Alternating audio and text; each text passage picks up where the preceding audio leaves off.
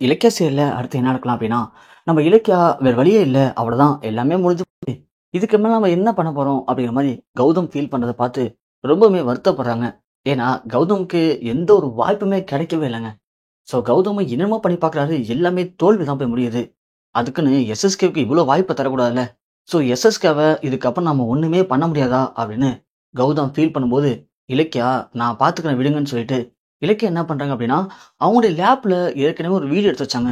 என்ன வீடியோ அப்படின்னா, எஸ்எஸ்கே இந்த மாரி அவன் வாயாலேயே உளறுன ஒரு சில விஷயத்த அவங்க ரெக்கார்ட் பண்ணி வச்சிருந்தாங்க.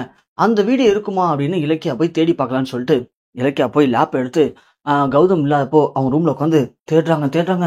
வீடியோவ தேடி பார்க்குறாங்க. பார்க்கும்போது அந்த வீடியோ நம்ம இலக்கியா கையிலயும் கிடைக்குது. இலக்கியாவுக்கு சந்தோஷம் தாங்கல. வீடியோவ ஓப்பன் பண்ணி பார்க்குறாங்க. அப்படி அந்த வீடியோல நம்ம எஸ்எஸ்கே என்ன பேசியிருக்காருன்னா, "ஹேய் இலக்கியா என்ன? ஆமா நான் தான். சொத்துக்காக தான் கார்த்திய கடத்தினேன். அதுக்காக தான் கௌதம ஜெயிலுக்கு அனுப்புனேன். எல்லாம் நான் தான் பண்ணிட்டு இருக்கேன். இப்போ உன்னால என்ன பண்ண முடியும்? இங்க பாரு, நீ நினைச்சிட்டு இருக்கல இந்த விஷயத்த எப்படியாவது வெளிப்படுத்தி என்னை ஜெயிலுக்கு அனுப்பலான்ட்டு. உன்னால என்ன ஒண்ணுமே பண்ண முடியாது இலக்கியா. அது மட்டும் இல்ல, நீ நினைக்கிறல என்னுடைய எக்ஸ் லவ்வர் ரேவதி உன்கிட்ட தான் இருக்கா. அதை வச்சு நம்ம எதனா பண்ணலாம்னு நினைக்கிற. நீ என்ன வேணாலும் பண்ணிக்கோ. எனக்கு அதை பத்தி கவலையே இல்ல. ஏன்னா என்ன உன்னால ஒண்ணும் பண்ண முடியாது" அப்படின்னு எஸ்எஸ்கே பயங்கரமா சிரிக்கிறாரு. இந்த வீடியோ பார்த்தோன்னே இலக்கியாவுக்கு சந்தோஷம் தாங்கல. ஆனா ஒரு பக்கம் இலக்கியா யோசிக்கிறாங்க. "ஏம்மா என்னாச்சு? வீடியோ உன் கையில இருக்கு. அப்புறம் என்ன யோசிக்கிற?" அப்படின்னு நீங்க யோசிக்கலாம். அதாவது அதுல 2வதா என்னுடைய எக்ஸ் லவ்வர் ரேவதி உன்கிட்ட இருக்கிறதுனால தானே நீ கொஞ்சம் தைரியமா இருக்குன்னு சொன்னார்ல. அதை கௌதம் பார்த்துட்டாருன்னா பிரச்சனை பெருசாயிடும். ஸோ கௌதம் ஏற்கனவே தான் அப்பா யாருன்னு தீயா தேடிட்டு இருக்காரு. இந்த நேரத்துல கௌதம் அப்பா தான் எஸ்எஸ்கே அப்படிங்கிற உண்மை எஸ்எஸ்கேவுக்கு கௌதமுக்கு தெரிஞ்சதுன்னா பிரச்சனை பெருசா மாறிடும் அப்படின்னு நம்ம இலக்கியா பயப்படுறாங்க. கரெக்டா அந்த நேரம் பார்த்து கௌதம் வீட்டுக்கு வராரு. வீட்டுக்கு வரும் இலக்கியா இலக்கியா அப்படின்னு சொல்லி ரூம் கதை திறந்து பாக்குறாப்புல நம்ம இலக்கியா லேப் டக்குன்னு மூடுறாங்க. என்ன இலக்கியா? என்ன லேப்டாப்ல என்ன பார்த்துட்டு மூடிட்ட? ஐயோ ஒன்றும் இல்லை கௌதம், சும்மா தான், நீங்க கூப்பிட்டீங்களா அதான் மூடிட்டேன். என்ன இலக்கியா பார்த்துட்டு இருந்த? ஒன்றும் இல்லை கௌதம், சும்மா தான் வீடியோ பார்த்துட்டு இருந்தேன் அப்படின்னு சொல்லி இலக்கியா மலுப்புறாங்க.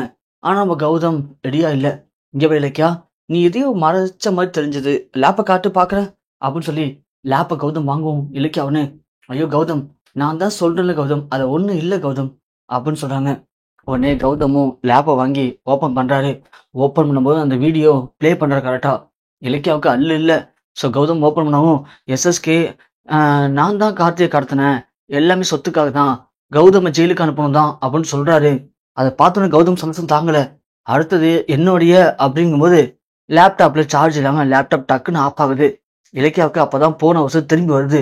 கௌதமுக்கு அடைச்ச இலக்கியா பரவாயில்லையே, இந்த வீடு ஏது இலக்கியா, இந்த வீடு இருந்தா போதுமே நமக்கு, இதை வச்சு நம்ம ஒரு பெரிய ஆதாரமா கிரியேட் பண்ணி அந்த எஸ்எஸ்கோட பித்தலாட்டத்தை வெளியே கொண்டு வந்துடலாமே அப்படின்னு கௌதம் சொல்றாப்புல.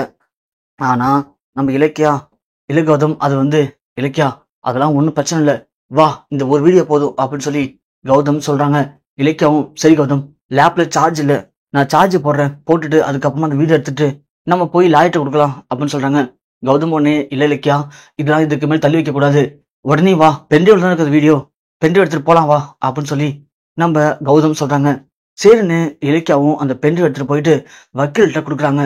வக்கீல்கிட்ட கொடுக்கவும் கௌதம் சொல்லிட்டு அங்கேருந்து கிளம்புறாரு. கிளம்புன கொஞ்ச நேரத்திலேயே அந்த வாட்ச்மேன் இருப்பான் இல்லையா, அவன் கால் பண்ணி இது மாதிரி இலக்கியாவும் கௌதம் சார் வந்தாங்க, வந்துட்டு எதையோ ஒண்ணு நம்ம லாயர் மேடத்தை கொடுத்துட்டு கிளம்பிட்டாங்க அப்படின்னு சொல்றாரு. சொன்ன உடனே எஸ்எஸ்கேவுக்கு ஒண்ணுமே புரியல. நான் நினைச்சேன் இந்த இலக்கியாவும் இந்த கௌதமும் சும்மாவே இருக்க மாட்டாங்க, நம்ம உள்ள தள்ளுறதுக்கு ஏதாவது ஒண்ணு பண்ணிக்கிட்டு தான் இருப்பாங்க. திரும்பவும் ஆரம்பிச்சிட்டாங்களா, என்ன பண்றது இப்போ அப்படின்னு எஸ்எஸ்கே பயங்கரமா யோசிக்கிறாப்ல.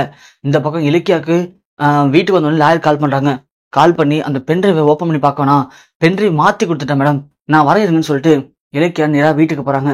வீட்டுல இருந்து அந்த இது இருக்கு இல்லையா சிப்பு, அந்த சிப்பு கேமரா எடுத்துட்டு நேரா லாயர் ஆஃபீஸ் போயிட்டு அந்த பென்ட்ரைவை வாங்கிடுறாங்க. வாங்கிட்டு நான் கொண்டு வந்து உங்களுக்கு திரும்ப பென்ட்ரைவ் தரேன்னு சொல்லிட்டு இலக்கியா அங்கேருந்து கிளம்பிடுறாங்க. இலக்கியாவை பொறுத்த வரைக்கும் இந்த விஷயம் வெளியில போகவே கூடாது. ஸோ அந்த வீடியோவை பாதியா கட் பண்ணிடலாம். கட் பண்ணி கௌதம் கார்த்தியை கடத்தினது அந்த விஷயம் இருக்கு இல்லையா, எஸ்எஸ்கே பேசினது, அதை மட்டும் கௌதம்கிட்டே கொடுத்துடலாம், கொடுத்து கௌதம் மூலியமா திரும்பவும் லாயர்கிட்ட கொடுக்க சொல்லிடலாம் அப்படின்னு இலக்கியா முடிவு பண்றாங்க. ஆனா லாயர் அப்பதான் ஒரு விஷயம் சொல்றாங்க, வெறும் நம்ம இந்த வீடியோ வச்சு நம்மளால இதை ஒரு ஆதாரமா கிரியேட் பண்றது கொஞ்சம் கஷ்டம் தான். இந்த வீடியோவை மார்பின்னு சொல்லி அவங்க ஈஸியாக ஏமாத்த வாய்ப்பு இருக்கு. இப்பெல்லாம் நிறைய ஏஐ ஜென்ரேஷன்லாம் வந்துருச்சு இல்லையா, ஏஐ டூல்ஸ் யூஸ் பண்ணி கூட அப்படி பண்ணிருக்க வாய்ப்பு இருக்குன்னு சொல்லி இதை அவங்க கேன்சல் பண்ண வாய்ப்பு இருக்கு. நமக்கு ரியல் ஹியூமன் ஆதாரமா இருந்தா பெட்டரா இருக்கும் அப்படிங்கிற மாதிரி லாயர் சொல்றாங்க. கௌதம் உடனே நமக்கு கிடைச்ச ஒரு வாய்ப்பை மிஸ் பண்ணிட்டோமே அப்படிங்கிற மாதிரி இங்க கௌதம் ஃபீல் பண்றாரு. அப்பதான் இலக்கியாவுக்கு ஒரு ஐடியா வருது. ஸோ நாம இந்த வீடியோ வச்சு எஸ்எஸ்கே மிரட்டினா என்ன அப்படின்னு யோசிக்கிறாங்க இலக்கியா. ஸோ இந்த வீடியோ வச்சு எஸ்எஸ்கே எப்படி மிரட்ட முடியும்? ஏன்னா லாயர் தான் தெரிய சொல்லிட்டாங்களே. ஆனா இங்க இலக்கியா சொல்ற விஷயமே வேற. நம்ம எஸ்எஸ்கே கால் பண்ணி, எஸ்எஸ்கே நான் உனக்கு ஒரு வீடியோ அனுப்புறேன், இந்த வீடியோ கொஞ்சம் பாரு, அடுத்து இந்த வீடியோவை கார்த்திக்கு, அஞ்சலிக்கு, தாட்சாயணிக்கு, பைரவிக்குன்னு எல்லாருக்கும் அனுப்ப போறேன் அப்படின்னு சொல்லவும், இலக்கியா என்ன வீடியோ அது அப்படின்னு எஸ்எஸ்கே கேட்குறாரு. நான் அனுப்புற பாருங்க எஸ்எஸ்கேன்னு சொல்லிட்டு இலக்கியா அந்த வீடியோவை அனுப்புறாங்க. இங்க வீடியோ ஓப்பன் பண்ணி பார்த்து எஸ்எஸ்கே பயங்கர ஷாக்கா வராரு.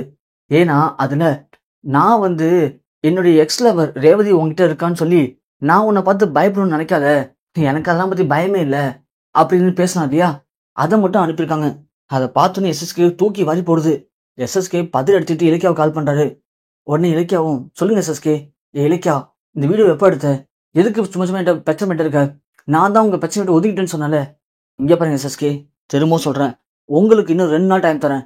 அந்த 2 நாளுக்குள்ள கார்த்திய நல்லதுமா பேசி புரிய வச்சு அவனை எங்க வீட்டுக்கு பழைய மாதிரி அனுப்பிடுங்க. அதுதான் உங்களுக்கு நல்லது. இல்ல ஏதாவது திரும்பவும் பிரச்சனை கொடுக்கலாம், கௌதம ஜெயிலுக்கு அனுப்புறதுக்கு தான் ட்ரை பண்ணலாம்னு சொல்லி நீங்க கார்த்தி வச்சு பண்ற ஒவ்வொரு பிளானுமே உங்களுக்கு தான் பெரிய பிரச்சனை வந்து முடியும்.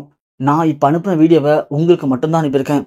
இதை தாத்தாணி மடத்துக்கோ கார்த்திக்கோ அஞ்சலிக்கோ அனுப்புறேன்னா அதுக்கப்புறம் இந்த வீடியோ எங்க போய் சேரும், இதனால என்னென்ன பிரச்சனை வரும் அப்படிங்கிறத நான் சொல்லி உங்களுக்கு தெரிய வேண்டிய அவசியம் இல்லைன்னு நினைக்கிறேன் எஸ்எஸ்கே.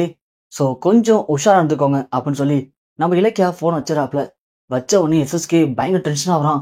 அங்க இருக்கிற டூல்ஸ் அடிச்சு உடைக்கிறான் ஆபீஸ்ல. இப்ப என்ன பண்றது ஒன்றும் புரியலையே. இந்த ரேவதியால் நமக்கு எவ்வளவு தலைவலியா இருக்கு. அடிக்கடி இந்த இலக்கியா ஏதாவது ஒரு லாக் ஆகும் போதுலாம் நம்மள இதை சொல்லியே மிரட்டுறான். இதுக்கு ஒரே வழி, ஒண்ணு இந்த இலக்கியாவை போட்டு தள்ளணும், இல்லைன்னா அந்த ரேவதியை போட்டு தள்ளணும். 2 பேர்ல ஒரு ஆளை போட்டு தள்ளனா மட்டும்தான் நாம இந்த பிரச்சனை தப்பிக்க முடியும்.